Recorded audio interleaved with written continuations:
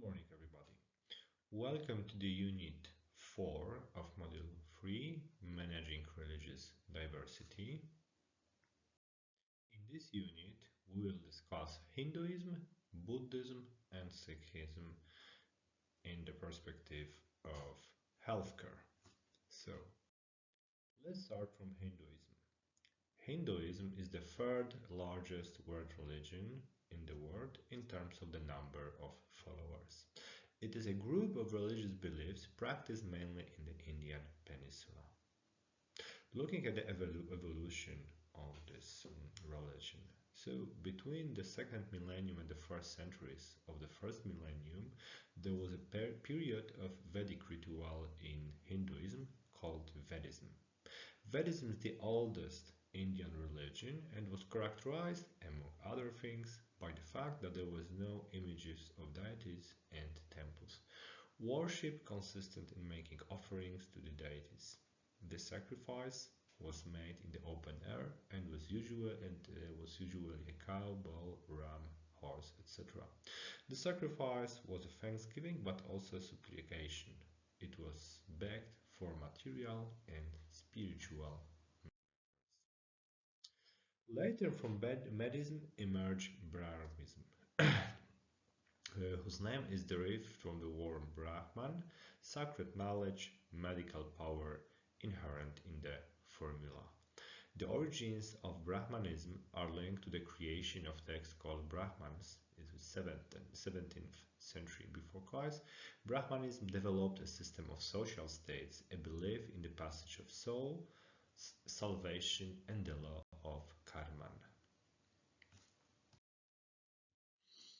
The most important among other deities are Brahma, Vishnu, and Shiva, who are combined into a triad. Brahma is a constructor of the universe, but his power and creative elements comes from Vishnu, and it is he, not Brahma, who is the preserver and maintainer of the universe. Shiva is no less important than Vishnu. He is a complex and contradictory figure because he combines asceticism and fertility worship. Vedas is the sacred knowledge, the holy books of Hinduism composed of 4 parts. It is a system in which, taking the Vedas authority for granted, or hermeneutics are considered point of view, darsana. The concept of Dharma as the subject of the classical teaching is about the right conduct.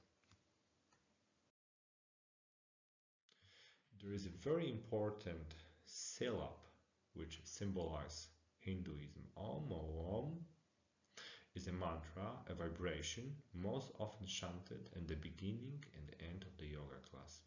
Completely described in the oldest books known to human, the Vedas. It is considered a mantra that gives power, inner strength, and creativity. Although considered a unique mantra, it can be recited by anyone. Om is both a sound and a symbol rich in meaning and depth. It is also characterized by a specific frequency, which is 432 Hz. What are the common elements to all branches of Hinduism? These are the acknowledged authority of all books, the Vedas, the doctrine of 4 stages of life, the doctrine of reincarnation, variables and rich pantheon of gods, house, worship, and dharma, belief in a set of karmic laws that determine all events that occur. It determines the way of living and thinking and basic ethical. What are the fundamental assumptions of Hinduism? Firstly, everyone is equal, regardless of race, religion, country, age, gender, etc. Secondly, no one should harm any being. Thirdly, God can be worshipped under any foreign name. Fourth, God resides in every being. Last but least, one must fulfill one's social and religious. The 10 precepts of Hinduism are non-harming, steadfastness, tolerance, disciplines, avoidance of theft, cleanliness, mastery of the senses, understanding, cognition, truth, and freedom from anger. Let's focus on lifestyle in Hinduism. The lifestyle of the followers of Hinduism is determined primarily by the division of society into castes and subcastes. The caste system determines not only occupation responsibilities, but also the way of life of individuals and groups. It is a membership of a caste that has a decisive influence on who a person can be with, where they can live, and what they can eat. The caste system also determines to a large extent social contacts and interpersonal relationship. Before I also said about reincarnation, so the death marks the transition from one state to another and requires concentration and attention. Through the death, there might be a transition to a higher level in the hierarchy of being.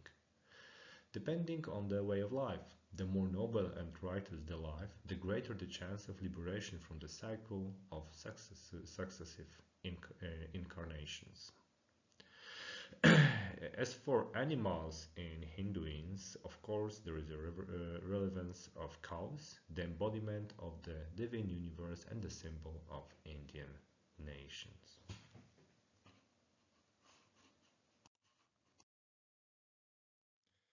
Health and illness in Hinduism. Health is a synonym for life. Ayurveda means the knowledge of life. It's a system that tries to explain health problems in a rational way. According to the principles of Ayurveda, health is not only the absence of clear symbols of illness, but also a state of absolute well-being. The aim of medicine is to fully liberate a person, not just provide a temporary relief. Illnesses can be the result of both transgressions from previous incarnations and poor lifestyle or nutrition in the present. Let's focus right now on specific groups in context of Hinduism and healthcare. So one has to remember that this is important to ensure that the woman giving birth and her relatives can carry out traditional ritual birth activities in a hospital setting. It's also important to adhere to the custom of Hinduism of not preparing and serving food with the left hand and ensuring access of adequate food, including also a vegetarian diet. During the birth giving, it's also important to allow a husband to attend and enable the family to hold the ceremony over the newborn child. As for the adult patients, it's also important to remember about Ayurvedic medicine. Perhaps some of the followers would like to include some principles during the treatment. And remembering about the custom of not preparing and serving food with the left hand, and about ensuring access to food, including specific food, including a vegetarian diet.